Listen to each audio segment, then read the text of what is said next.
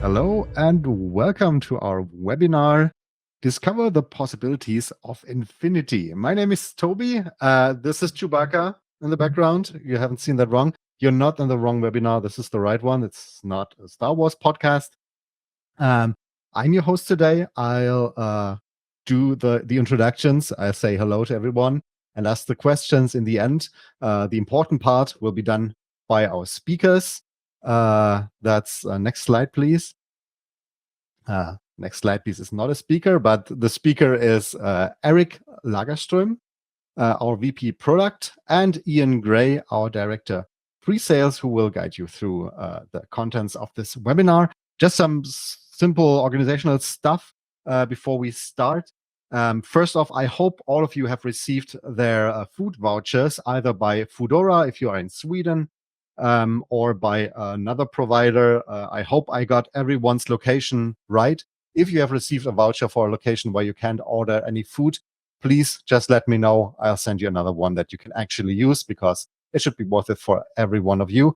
And of course, if you have not already ordered your lunch, you are free to do so at a later time. It's just so you have something nice to accompany this webinar. And then the whole session will be recorded. So if you need to leave early for lunch, for example, then you will receive the recording afterwards, as well as any questions that we didn't have time to answer during the webinar. You can also ask your questions throughout the whole webinar through the questions function. We will gather them. We will try to answer as many as possible in the end of the session.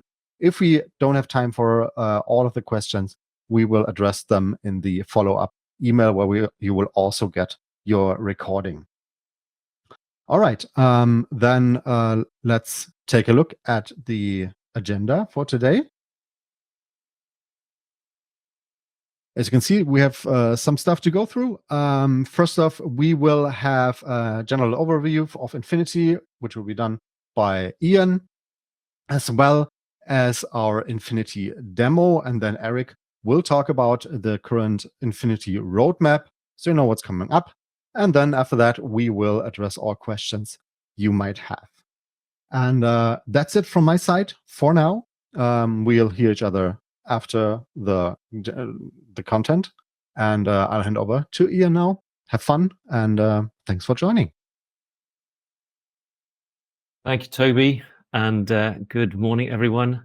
So yes, let's take a look at an Infinity overview, just to do a little bit of kind of setting the scene and making sure that we're all on the same page, as it were. You know, your customers of Infinity, you have experience of Infinity, and so I don't want to spend all of our time today telling you things that you may already know. That's absolutely not the purpose of the session. What we're hoping to do today, our goal is, and you can tell us whether we achieve it, is to let you know some of the new things, some of the exciting, innovative, and interesting good things that are happening in Infinity. And we'll try to focus on those. But as well as talking about what is new, it's sometimes just good to kind of remind ourselves of what's the same, what doesn't need to change, what doesn't need to improve, and perhaps what forms a basis for some of these new things. Because we're not revolutionizing Infinity in a sense. We're evolving it. We're extending capabilities and adding and building on top of. And so just want to kind of establish some of those core principles. And there are some themes as we talk about Infinity. So one of those themes is relevance. Relevance and sales. Showing the most relevant results, often products, to customers, does increase sales. It increases conversion, it increases sales. Now, that's obviously good for you as you're looking to sell items online, but it's also good for customers because it indicates that they're finding what they're looking for. So it eases their buying process, and it makes them happy and it makes them loyal. But from a business that's trying to sell, of course, increased conversions is great. And we think relevance is just so fundamental to converting customers and to getting customers to buy. Infinity responds very, very quickly. One of the key unique differentiators for Infinity is how quickly it responds to customer interactions, customer clues, customer tips. And so when a customer interacts with the site, we're able to respond and give them a helpful, personalized one-to-one experience to guide them and help them find the items that they want. Using what the Atlas AI learns, we're able to make really high quality recommendations. We'll talk a little more about this later, and maybe even share some customer numbers, customer experience of using recommendations. But again, we think, this is a great way to help customers, find what they want. If they're looking for product, A, then, and they want an accessory for it, let's just present them with those accessories. So the buying process is easier, and it gives them the ability to buy those items quickly, but it also, as I say, increases your average order value. And again, fundamental to all of this is that automation.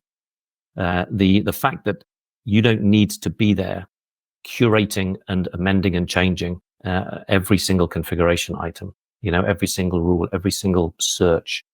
Infinity does this for you. It's self-optimizing, it's self-learning. It learns as your customers interact with your unique assortment, and we improve constantly. But of course, there may be times that you want to make your own manual controls and improve things. And one of the things we'll go through today is just describing how you can do that. We've got hundreds of online stores trusting their business to Infinity. And what's really interesting and kind of what's a joy and a privilege to us is working with a number of customers across different industries, is we see that there's some common challenges that are faced by all businesses who are trying to interact with their customers and sell to their customers online. There's just some common challenges around that process. The fact that, there's kind of an internet between you and the customer. And so some of those challenges are common. But of course, also in different industries, there are those unique challenges, challenges that people outside of that industry don't face. And that's true for all industries, and they differ, but they are there. And so what we're trying to do here, of course, is work out, kind of what is the common challenges that we can meet and we can provide for every industry. And then what are some of those unique challenges that we meet, and that we can also provide you with a great application and a great solution for. And we learn from our customers. We learn from the feedback that you give us and from what works for you and for what doesn't. So moving on to Atlas AI, the right product for every shopper. We can talk a lot about what is going on under the covers, in kind of the traditions of the Wizard of Oz, kind of don't look behind the curtain. There's a whole bunch of automation going on. Maybe the Wizard of Oz example wasn't great because there was a person behind there. And that's not the case. There's a whole bunch of real automation happening. And we can talk a lot about how this works. There's a neural network in there. It takes your data to model your unique assortment. It understands how your customers interact with you as a business, how it scales and learns itself. Some of these things I've already mentioned, self-optimizing. It's not a black box. It's not a black box because some of our customers feel a little nervous about kind of, the black box. We're happy to explain what goes on. We're happy to explain how it's working. And also we can give you tools and capabilities to allow you to kind of guide and nudge and influence what the system's doing. But fundamentally, the reason we spend so much time and effort building this platform, this model, is to make sure that kind of all of that sophistication and at times complexity just works for you. It just gives you what you need. It gives you that higher conversion. It gives you and it delivers that higher relevant products for the customer, the shopper. It delivers those better commercial returns. So it gives a better experience and a better result. The results we think are more important than simply explaining technically what goes on behind the scenes. We're very happy to do both, but we think that ultimately your success is what counts, and that's a great measure of our success, is if our customers are successful. Moving on to make some human interaction. However good Atlas is, we think is great. But however good it may or may not be, there are some things it will never know. It will never know your current merchandising strategy. It will never know, unless we have a way of telling it, that you've placed an order and you've got a whole bunch of inventory coming in. It won't know those things. And so what we need to be able to do is provide you with that ability to kind of guide it, help it. At times, maybe speed up its learning. At times, maybe help it with a very infrequent search term or something that doesn't happen very often. Or at times, when you know about something that's going on, those examples I've given, then you can kind of override or step in and influence the relevance of what the system is doing. And so we give you capabilities to do that. So the experience editor, maybe there's a search that is very, very infrequent. And the system will learn over time. But if the search isn't very frequent, then it takes a little while for it to learn. And so rather than wait, you can step in and say, okay, well, if you have this search term, this is how I want you to react. I'll show you some of this later. Redirects, quite a simple use case. So if a customer comes to the site and searches for returns or deliveries, they're probably not searching for a brand called Returns. They're probably trying to find out what your returns policy is. And so we can just redirect them to a page with the returns policy. Pinning. We'll talk about this and I'll show you this later. But essentially, there are times when you want to be able to not just nudge or kind of bubble up a product in a result. You want to actually say, in these specific situations and circumstances, or generally, I want this product at the top, or this product in position 2. And you want to pin those products like you've got one of those little push pins and just kind of pin it to the result set. And we'll show you exactly how this works and talk a little bit more about it. But it's just that ability for you to be able to say, like, this product is key and is really important in this case. And it may be that you have where it's okay to do so.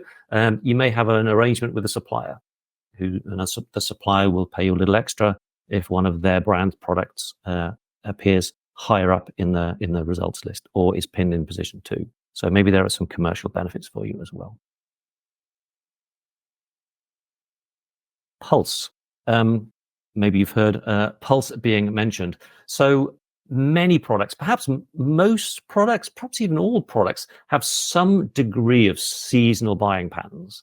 There are certain products that maybe sell only in the summer or only in the winter, but there are some products that maybe sell a little more in the summer or a little less in the winter. So there's that seasonality impact on many products. And Atlas handles that seasonality. That's already in there, already takes care of that. Pulse really is where we're looking at those really, really fast trends, those sudden changes, those things that happen very, very quickly, like a sudden change, a sudden spike in demand. Because the market sometimes moves really fast. Maybe your shoppers are acting on or reacting to a trend or a micro trend. Maybe it's something that appears on social media that all of a sudden lots of your shoppers react to. Maybe it's an event such as the Olympics. Now with the Olympics, maybe, okay, you can see that one coming and you can plan for it. But there may be those other things that you don't really see coming, and all of a sudden, boom, there's a big trend. That's where Pulse comes in. That's where Pulse comes in to spot those really, really big changes that are happening in a very short space of time. A sudden change, a big spike. And it may even be relative. It may not be that a product goes from, kind of 2 views a day to your best view. It may just go from 2 views a day to 100. It still may not be, the top one, but that's a huge change. And all of a sudden customers are looking for it, clicking on it, viewing it, maybe buying it. And so that's where Pulse comes in to kind of sense and understand that product and how hot it is, and react and move it up the results as a result. And recommendations. The recommendations we think are a key part in driving basket size for you as vendors, as e-commerce sites, but also it does help your customer. And one of the things about Atlas is that we can use what we've learned to automatically show the most relevant recommendations. And this is not a kind of one size fits all. This is not just to say, well, give me a recommendation for this item, maybe a yellow hoodie. We actually look at different kinds of strategies for different, for you to have. So maybe you're looking at, well, okay, this item's maybe a little out of stock, or, what would be a valid alternative for it? Or maybe, okay, the customer's looking at, this one item, what would be complementary? Maybe I want the shirt and I want the pants to go with it. Or maybe I'm going climbing and I want a harness, but I want some ropes. So what are those kind of those complementary products that may be sold with it? As well as things like, what would be a good personalized recommendation, a one-to-one personalized recommendation for a particular shopper. And as well as having this automation, there's the ability for you, maybe as an expert, to go in and say, well, maybe customers haven't looked at this, so maybe the evidence or in the data doesn't point to it. But I think, we should be recommending this. It's a new product coming. I think we should be recommending this. So you can step in as an expert and kind of change the recommendations that the shoppers would see. And again, we'll show you that, along with some analytics, so that you can see which recommendations are working well and not so well. Just wanted to share with you one experience, or one customer experience. First Vet, Infinity customer. So they've had great experience with the recommendations that we're providing to them. You can see there a big number, 12.2% average order value increase. So obviously from a hard results point of view, as it were, a quantifiable improvement, that's great. But also, they're just saying that the quality of the recommendations are good. We're giving good recommendations to their customers. And that, I think, just helps the overall shopping experience, the customer's loyalty, and the chances that customers come back. And whilst we're able to share this one experience today, I'd say that, what we're hearing from First Vet is fairly consistent with some of the other customers that we're hearing from as well. We're getting a similar feedback from a number of customers in terms of just the quality of the recommendations and the impact it's having on their revenues. And then Boost and Berry. So Boost and Berry, the ability for you to move items up or down in the results. There's sometimes you might want to influence the results. We talked earlier about pinning, taking a product and pinning it to the top. This is not doing exactly the same thing. Otherwise, why have two features, right? But what this is doing is kind of just influencing the display order a little bit. Maybe kind of surfacing and bubbling up a set of results based on a criteria. So maybe a particular brand, maybe you have your own brand items, and you decide that, well, in the results, you just like to just nudge them all up slightly. So you can do that with Boost and Berry. Or maybe you say, well, once we start getting a little bit low on inventory, we just want to just bubble down, just move down a little bit some of those results. And again, we can do that with simple rules. But it's another way that you can blend your business strategies alongside that power of the Infinity AI model, Atlas AI. Okay. So I think what would be good now is just to give you a quick demo, show you how some of those capabilities might look, try to bring them alive a little bit. And we're a little limited for time.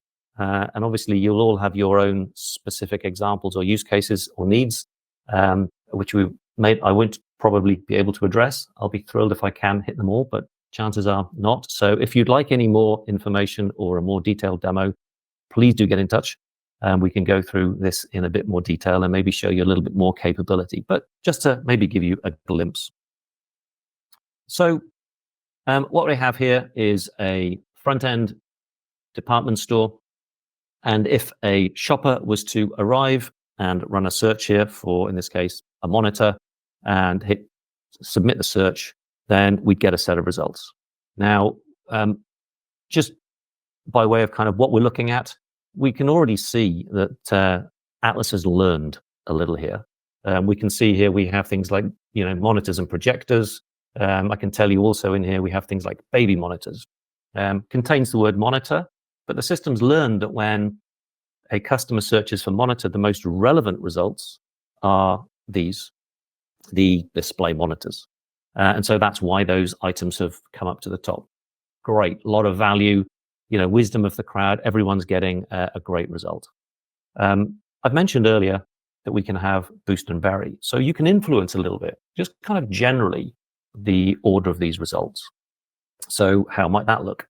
Well, if I jump into the portal, we can see a number of capabilities and features. If I just kind of here go into my boost and bury, I've already created a rule in here just to save myself a little bit of time. But at the moment, although I've created this rule, it's not really doing anything.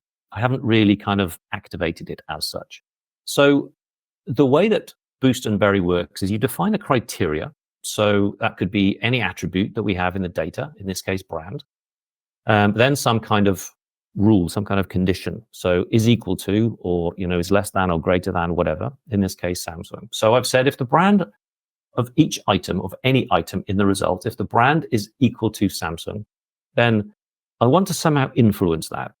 I could boost it by a particular attribute. Maybe if I had profitability, I could boost it by that. But in this case, I have a slider by value. And at the moment, it's pretty neutral. But let me say I want to boost all of Samsung items. All of the Samsung result items in the result, I want to boost them. All I do is drag the slider to the right and save it. And hopefully we get a little message saying that the rule is saved. And if I now go back to my store where my customers are, and I just resubmit that search, you'll now see that I'm still got the same number of products. I didn't point that out earlier, but 155. But we're now boosting the Samsung items in the results. We're now putting them to the top. Now I've done a very strong impact. I said, I want to highly boost them just so that we can see a big impact. You may want to just temper that a little bit and just boost them a little bit so as not to have too big of an impact. But boost and bury just allows you to move those items up or down in the results. Now, I wasn't planning on going through some of the other capabilities that have been around in Infinity for a while. The ability to do session intent, to understand what a customer is looking for. So if I was to, come in and search for Samsung, am I searching for a monitor, or am I searching for a TV, or am I searching for a phone? That ability to understand what customers are doing, to understand the session, and to give them the most relevant results. That's a part of Infinity. That's hasn't changed, hasn't gone away. It's still a fundamental part of what we do. Same as things like preferences and personalization. So if a customer has a preference for a brand, again, we can make sure that they get those results high up in their ranking. If a customer has a preference for Samsung, or a customer we know has an iPhone, then, well, let's give them iPhone accessories when they search for phone accessories, because we know that that's going to be the most relevant result for them. Wasn't planning on displaying or talking through any of those things, just because of the challenge we've got with time and wanting to focus on some of the newer things. But they are still there, and they still deliver huge value every day to our customers. One other area that we have some control over is if I go and search, for example, for a tablet. General search, you might look at this and think, well, that's a good search here, and you might think, or a good search result, you might think that's a bad search result. Searching for tablet, here I've got some accessories and I've got some actual tablets. Now, this is a demo system, and it hasn't really learned very much about customers looking for tablets. So this is probably quite a common search, and out there in the real world, Infinity would learn very, very quickly which products to display to a customer. And it would probably display the tablets themselves rather than the accessories.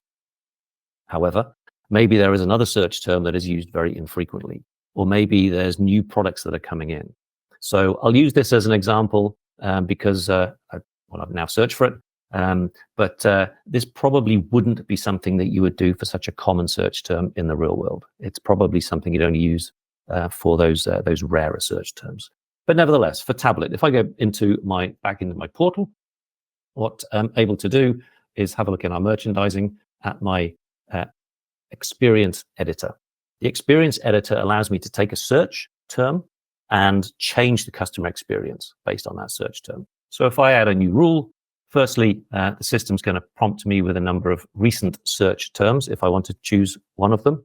Let me type in my particular search term, tablet, and it will show me, firstly, on the left-hand side, the original set of results for that query. So if a customer just searched for that term, what would they see? And then on the right-hand side, it allows me to see my optimized results. Now, at the moment, I haven't done anything, so both of these are the same. But if I go into this capability here and say I want to add a new feature set or a new result or change the customer experience here, then for this term, query term tablet, I can look at any of the products in the results, or if I want to, I can go and change this query. But basically, what I'm doing here is choosing a one product that represents the type of products I want a customer to see. So do I want the customer to see tablet covers? Do I want them to see accessories, or do I want them to see the tablets themselves? So just with one click here on tablets, you can see here, there's a load of different results. I haven't only chosen that one specific product. I've chosen a group of products. And if I save that experience editor and I go back to my customer shopping experience and I just rerun that search now for a tablet, you can see that experience editor is saying, oh, okay, based on that search term, what I want to do is move this context of products, this group of products. And it's kind of, as I say, one of the things that the system will learn itself. But you can speed up that process or influence that if you want to, and step in for that time where you want to override or influence or just speed up that learning process. We talked about recommendations. So slightly different example here. If I go and look for a mug, then I have this rather nice. I think English tea would look particularly nice drunk from this, wouldn't it? So if I go and have a look at this T2 Moroccan teacup, then I can see some recommendations at the bottom. Firstly, I can see some kind of related products. So these are maybe similar kinds of products. You know, if the customer is looking for this sort of item, these may be similar alternatives. But as I scroll down, I can also see some complementary items. So here we've got a mug tree. You know, somewhere I can hang the cups if I wish to. That's an alternative product. Now, we've learned this over time, over other customers viewing items, over customers buying things together, and in this case, just understanding the product relationships and what are similar products. So this is learned by Atlas and is automated. But what if you want to change it? What if you look at that and say, well, actually, I'd like the ability to override that. How do we do that? Or can I do that? Well, again, if I go back into my portal, I can see here I've got recommendations. So different kinds of recommendations. If I go into my complementary, down here. That's the, I'll come back to that in a moment. Go into my recommendations. Now, if I type in a particular search term, what I'm going to do is I'm going to search for my T2 Moroccan, Moroccan. And if I just scroll down a little bit, here's my product, that cup that I was looking for, that mug I was looking for. So if I edit it, then we see here the complementary products that are being recommended when a customer views this particular item. So we can see that mug tree and various other things. Maybe the bread bin, I don't think is such a great recommendation, so I want to change it. So again, maybe what I want to do, I'll search here for my T2 Moroccan, and I'll have a look at maybe for a teapot. I know there are some other items, some matching teapots, and maybe the 4-cup teapot. I can select that and have that as an alternative, or as what I think maybe a better recommendation. So very easy for me to do that. Just easy UI, go through, find the item that I want to switch it for. And if I go back to my page here, and I can somehow get to the button, take it off full screen to refresh this. There we go, boom. Then now we would have, as we scroll down, our teapot as an amended recommendation. So the recommendations itself, very powerful in terms of what goes on behind the scenes and is automated, but also just the ability for you to go and override that where you want to in expert mode if you felt you wanted to do that or needed to do that. One of the other things to just touch on that we've talked about, again, pulse. So pulse is really, as I say, looking at that micro trend, that very quick reaction that the system has based on what's going on out there in the world. And if I go and have a look at our pulse section in my portal, then I can see here for many of our products, we can see this kind of pulse little graph showing how the number of interactions with the product, how hot that product is. We also get some metrics here, a pulse score, a momentum. So what we're trying to do here is just use these coefficients to try to encapsulate kind of how dynamic is this product? How much of a trend is this product on? Is it a slow, steady increase? Is it a sudden and sharp increase? And just understand what's going on with these items.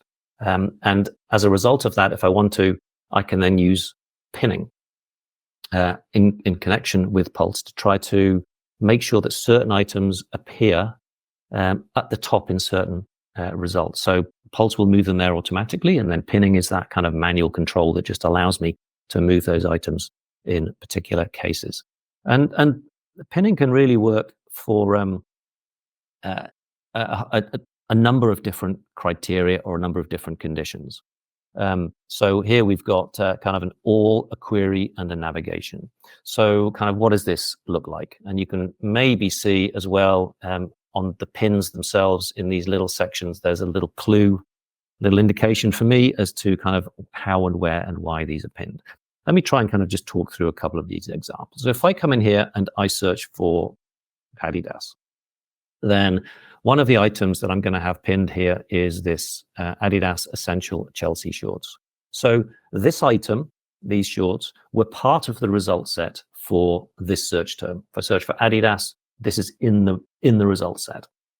Now, if I go and search for another term, which doesn't include the word,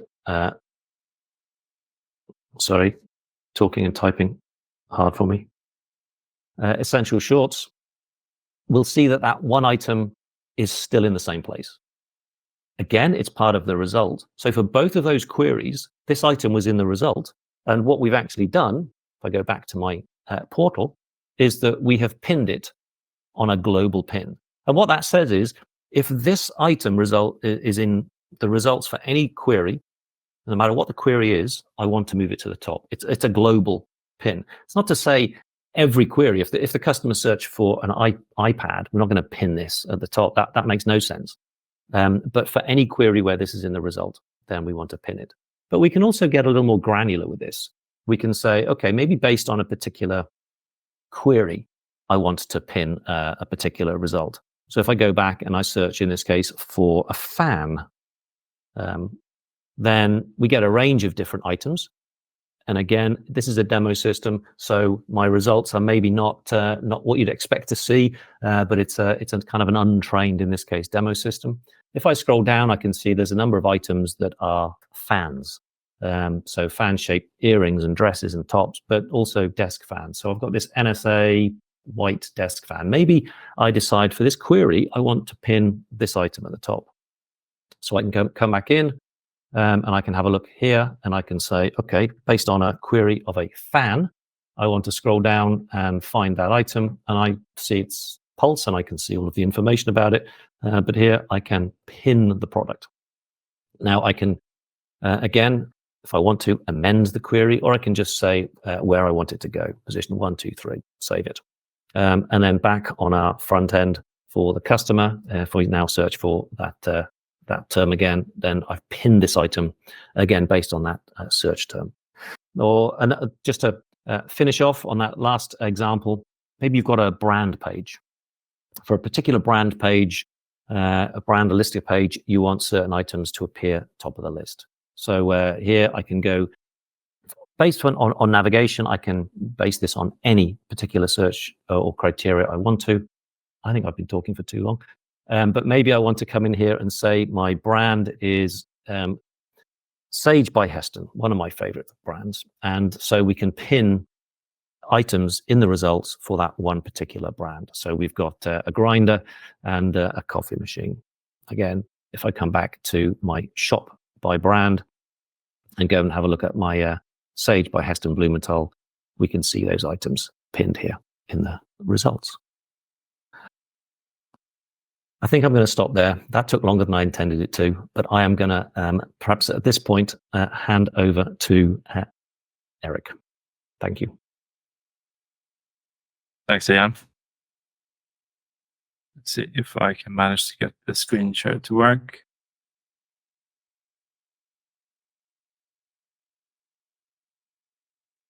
And you can see my screen. That's awesome. Hi, everybody. I can't see any of you, so I have no clue who's in the meeting.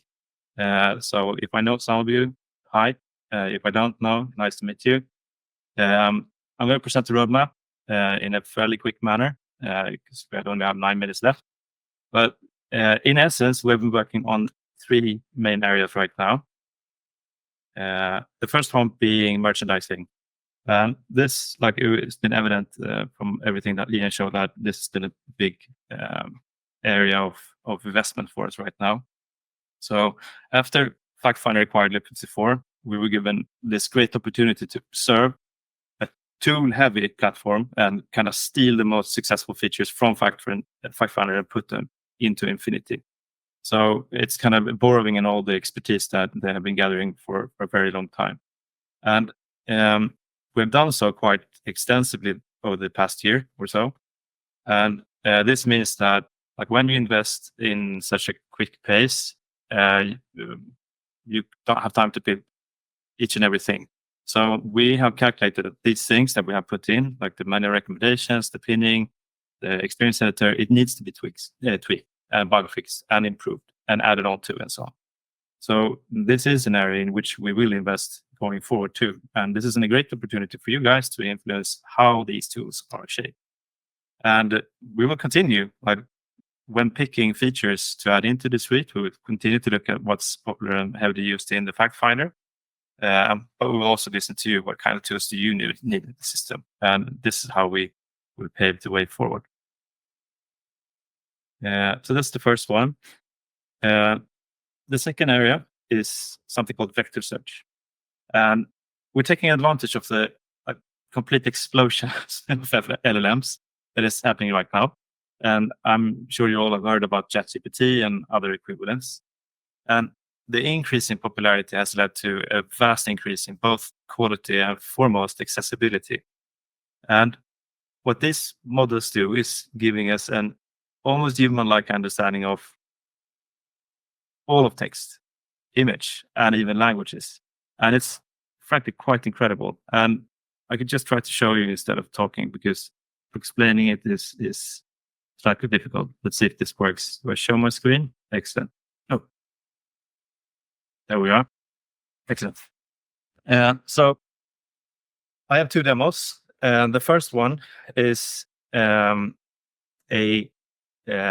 LLM that is understanding languages. And what it gives us is an incredible possibility to handle text and language. So just as an example, like type in fiskegrejer, that's a Swedish term for fishing stuff, essentially.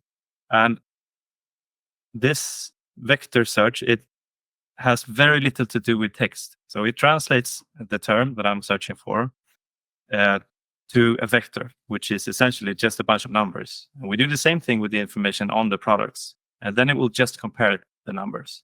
And this means that you will never, ever add a synonym ever again. This term, obviously, doesn't exist on any of these products. I'm just picking weird examples here to try and prove my point. This is fishing stuff in French. And this is Swedish catalog. So obviously this will likely not ever happen. This is in Japanese, by the way. I can't read Japanese, but I mean the results are frankly insane. It's this specific use case that someone will go in and search for Japanese is fairly rare. I mean, it's not going to make you millions, but it's just an example of how powerful these models are. And also, it has a notion of language. So things used to catch animals living in the sea. It doesn't mention fish at all. But the way these models work, that they look at the intent of the entire search phrase. and boils that down to this vector again, and then compares it to the products and rank them by similarity for that vector. Not to be too technical, but it can bring out the semantics of the search phrase. And this is something that we will see more and more and more of going forward, because every shopper is going to be more used to speaking with the search bar, much like ChatGPT. I need an address for this and that occasion, or I need fishing stuff in order to catch this specific fish in my specific water. And as we get more accustomed to using these systems, this behavior is going to increase. But right now, the main benefit is, frankly, just moving completely around the text matching part and not relying on synonyms or misspellings or anything like that pretty much ever again. I'm going to be fairly quick with my next example. It's also interesting, and it just highlights the power of this technology.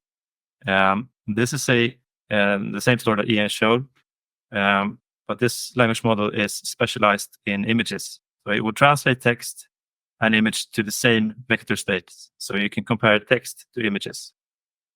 So what happens now is that it will translate the text once again into a vector and the image into a vector and compare the two. So it doesn't compare the text on the products at all. It just searches within the image, which is also an incredible benefit on top of a good search. Like now we can do image search. We can harness the information that's in the image. So this is all flower prints, right? This is all dresses with a flower print on them. And we've done absolutely nothing to teach this model. This is all, like, the model has scraped the entire internet. So we can't teach it much, to be honest. So it already knows this. It's absolutely zero, like, handpåläggning. Absolutely nothing. So we don't have to tell it what 4Kids means, because it knows. So obviously this is a very interesting topic, and especially maybe for me, who has been working with search for 10 years, like all of a sudden, the models themselves have been around for a decade, don't get me wrong. So it's not a new technology, but the amount of computational power and investments that have been done in this area has gone like this the last years. So it has become accessible and we can use it. But there's still things that we need to solve when it comes to vector search, because vector search is e-commerce is a keyword heavy business. So you go in and search with the keyword right now, like Adidas, Nike, clay pot, whatever. It's short words, and that is where vector search performs the worst. So, and that's a good thing in one sense, because that's where we perform the best. Infinity is really, really awesome at handling individual keywords. But when you type something long, or you misspell it, or you had to use a synonym, this is where the vector search can really aid. So finding the balance between these two is going to be really exciting. Cool. 1 minute left. The last area in which we are investing is this. And we are trying to understand how we can add value outside of site search and product discovery. So we have a very interesting position in terms of data collection. We know all about your products. We have the product feed, and we know a lot about how your users use the site. So what they purchase, how they navigate it, and so on. And if we combine this information with our own AI, Atlas AI, and crunch this data, we can find certain areas that kind of require your attention, or activities that should be conducted. So what we're building right now is an AI assistant that can recommend to you what to do right now. So how should you spend your time today? And it's not limited to the merchandises, like add a synonym or add this boost and barrel, it would benefit your conversion. But it can benefit several parts of the business. An example could be that it could report when information on a certain product is not good enough. Maybe the categorization is wrong, or the image is unclear and users don't understand what's in the image and don't subsequently buy the product. So it can feed back information to you of where the metadata is not good enough. It could find patterns in user behavior and group together users that behave the same or are looking for the same thing, or things like that. And that can be used in marketing, for campaigns and newsletters and stuff like that. It could even identify what parts of the catalog that your visitors are uncertain of what to buy. So that could be an indication that a content piece to guide the shopper would be very beneficial. And in extension, it could probably write the content piece for you. And that's the neat thing about this assistant, that we can keep on adding feature as we go.